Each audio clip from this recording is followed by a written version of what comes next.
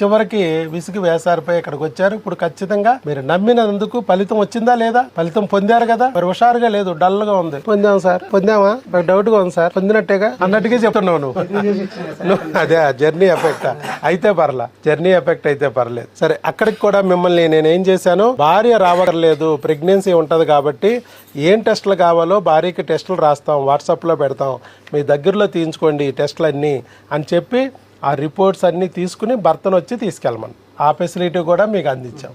ఆవిడ డౌట్స్ ఏమైనా ఉంటే ఫోన్ ద్వారా అడిగితే మేము మాట్లాడి ఆవిడ క్లియర్ చేసి ఆవిడకి తగ్గ మెడిసిన్ని రాసి పంపిస్తున్నాం. ఎందుకంటే ప్రెగ్నెన్సీ నిలబెట్టడానికి కూడా మందులు మన దగ్గరే వాడాలి 5 నెలలు. ఏ క్రిముల నుంచి హార్మోన్ల నుంచి కాపాడామో గర్భసంచిని, అదే క్రిముల నుంచి హార్మోన్ల పద్మవ్యూహంలో నుంచి బిడ్డను కూడా కాపాడుకోవాలి. లేదంటే బిడ్డను కూడా డ్యామేజ్ చేయడానికి సిద్ధంగా ఉంటాయి, అబార్షన్ చేసేస్తాయి.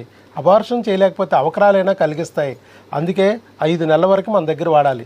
3 నెలలు అబార్షన్ అవ్వకోకుండా 80% పోతాయి 3 నెలల్లో.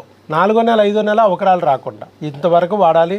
ఈ లోపు అక్కడ డాక్టర్ గారిని, మీ ఫ్యామిలీ డాక్టర్ గారిని పెట్టుకుని బీపీలు, బరువులు, చెకప్లు అన్నీ చేయించుకుంటూ మన మందులు ఆవిడికి చూపించి వాడుకుంటూ, ఇంకా ఏదైనా అదనం కావాలంటే ఆవిడ దగ్గర తీసుకుంటూ ఈ 5 నెలలు అయిన తర్వాత మేము వదిలేస్తాం. పూర్తిగా వాళ్ళ దగ్గరే వాడుకుని అక్కడే డెలివరీ అవ్వచ్చు.